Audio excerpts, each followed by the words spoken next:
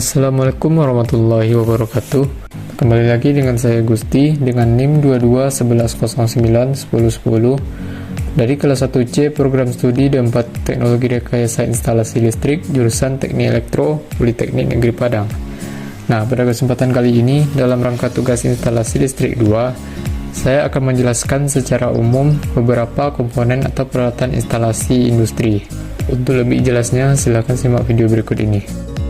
Yang pertama yaitu ada circuit breaker atau CB. Nah, circuit breaker ini merupakan alat pengaman untuk melindungi rangkaian listrik dari kelebihan arus, hubung singkat, serta gangguan-gangguan lainnya. Prinsip kerja dari circuit breaker sendiri yaitu ketika arus listrik melebihi batas yang ditetapkan, misalnya karena hubung singkat atau beban lebih, maka kontak pemutus di dalam CB ini akan terbuka secara otomatis, sehingga rangkaian juga akan terputus. Nah, beberapa karakteristik dari circuit breaker ini, yang pertama yaitu circuit breaker memiliki kemampuan memutus arus listrik pada saat terjadi gangguan pada rangkaian. Yang kedua, circuit breaker ini memiliki arus nominal atau jumlah arus maksimum yang dapat melewatinya. Yang ketiga, memiliki tegangan nominal atau jumlah tegangan maksimum yang dapat dilewatinya. Yang keempat, yaitu dapat diklasifikasikan berdasarkan beberapa faktor, seperti jenis pemutusan, sistem operasi, dan jenis konstruksi. Dan yang kelima adalah dapat melakukan pemutusan pada kondisi arus lebih, tegangan lebih, drop tegangan, gangguan pada grounding, dan hubung singkat. Nah, circuit breaker sendiri diaplikasikan beberapa pemakaian tergantung dari jenisnya, misalnya MCB yang digunakan sebagai pengaman beban lebih dan hubung singkat. Dan yang kedua ada LCB yang digunakan sebagai pengaman arus bocor. Nah, peralatan yang kedua yaitu ada Earth Leakage Circuit Breaker atau ELCB. Nah, ELCB ini merupakan alat proteksi gangguan listrik yang berfungsi sebagai pengaman dari risiko kebocoran arus listrik. Prinsip kerja dari ELCB yaitu dengan membandingkan arus listrik yang masuk dan keluar dari sirkuit. Jika terdeteksi adanya arus bocor ke tanah, maka ELCB akan memutus sirkuit listrik dengan cepat untuk mencegah terjadinya bahaya kejutan listrik. Nah, karakteristik ELCB sendiri terdiri dari beberapa, yaitu yang pertama memiliki kemampuan untuk memproteksi arus bocor. Yang kedua, besar arus yang dapat diproteksi oleh ELCB pada manusia adalah 30 mA, sedangkan untuk kebakaran yaitu sebesar 300 mA. Yang ketiga, ELCB hanya memproteksi arus bocor saja, serta tidak terdapat pengaman termal dan magnetis, sehingga ELCB ini harus diamankan terhadap hubung singkat dan beban lebih dengan cara memasang MCB di atas pemasangan ELCB. Nah, yang keempat, ELCB tidak boleh dipasang apabila kemungkinan hubung singkat melebihi 6 kA. Dan yang kelima, ELCB juga dapat dioperasikan secara manual seperti saklar. ELCB sendiri digunakan di beberapa pemakaian seperti perumahan, gedung komersil, dan pabrik industri, serta tempat-tempat lainnya.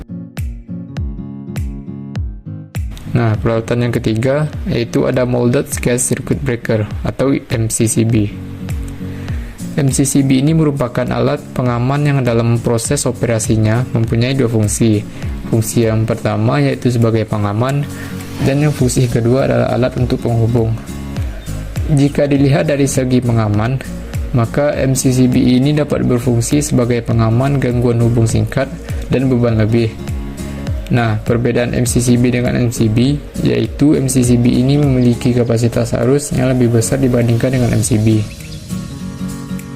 Nah, beberapa karakteristik dari MCCB yaitu yang pertama, pada saat kondisi gangguan, semakin tinggi kekuatan pemutusan, maka semakin baik pula MCCB dalam melindungi peralatan dari kerusakan. Yang kedua, MCCB memiliki kemampuan untuk memutus arus listrik yang besar hingga ribuan ampere dalam waktu singkat.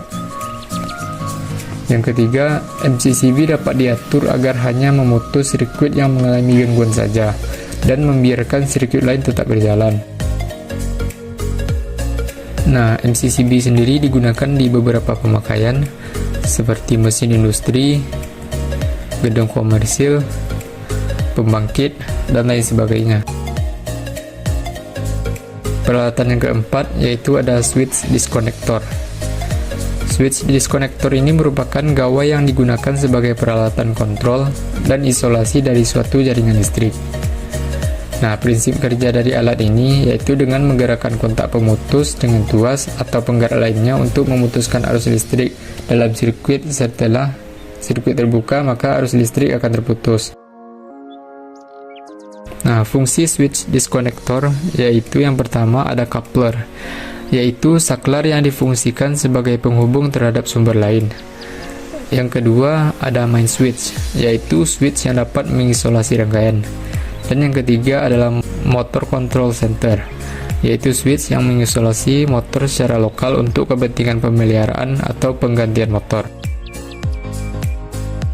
Nah, switch disconnector ini juga memiliki beberapa karakteristik.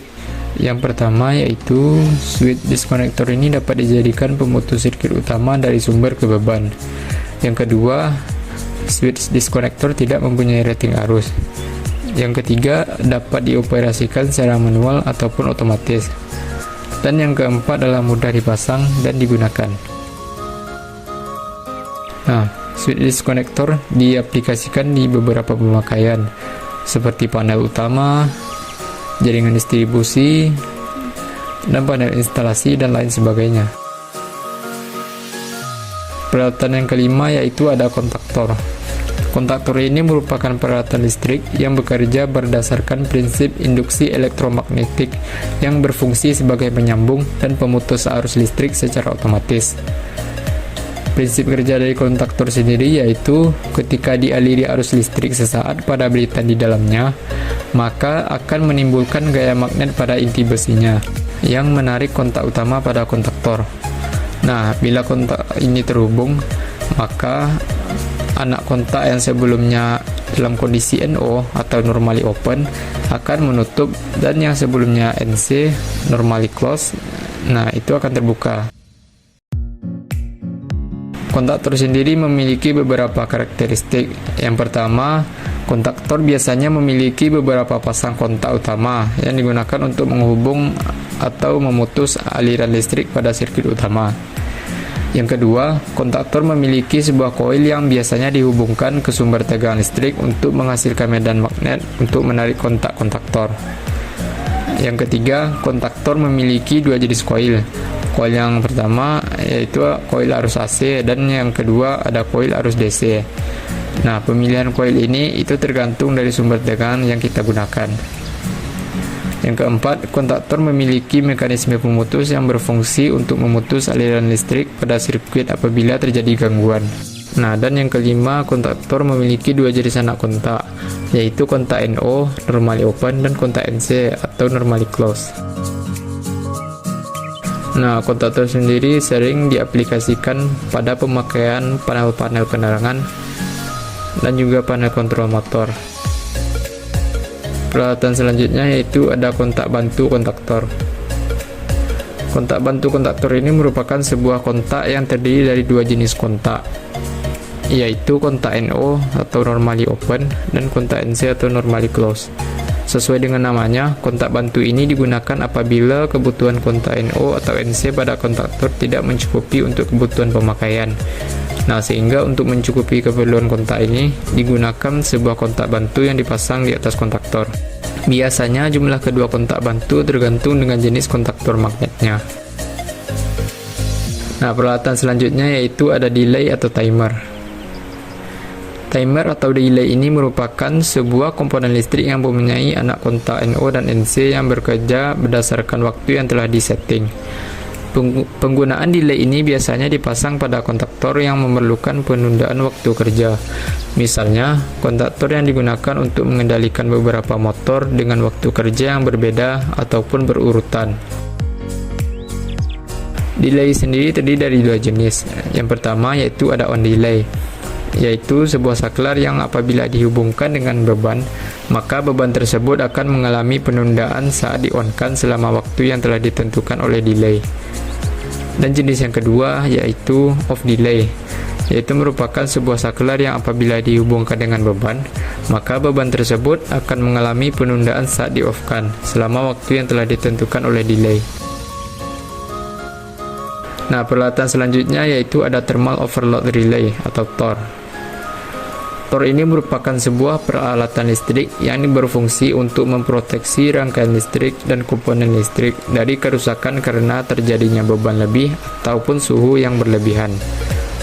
Prinsip kerja dari alat ini yaitu ketika arus mengalir ke bimetal yang ada di dalam TOR, maka arus tersebut akan menyebabkan efek panas. Semakin besar arus yang mengalir, maka semakin tinggi pula kenaikan temperatur, sehingga menyebabkan pembengkokan yang kemudian terjadi pemutusan arus, sehingga rangkaian pun terputus. Peralatan selanjutnya ada busway. Busway sendiri merupakan istilah dari Amerika, yang biasa juga dikenal sebagai busduct dalam istilah Eropa. Nah, busway atau busduct ini merupakan suatu pengantar alternatif yang lebih menguntungkan daripada pemakaian kabel dalam konduit. Busway terdiri dari konduktor listrik yang dijaga dalam suatu saluran yang dilindungi. Saluran tersebut seringkali terbuat dari bahan yang tahan terhadap api dan kejutan listrik. Konstruksi dari busway sendiri terdiri dari 3 bagian. Yang pertama ada penghantar pembumian. Penghantar ini tersedia dengan ukuran 50% dari nameplate rating busbar, dan bagian atas penghantar tersebut terbuat dari aluminium.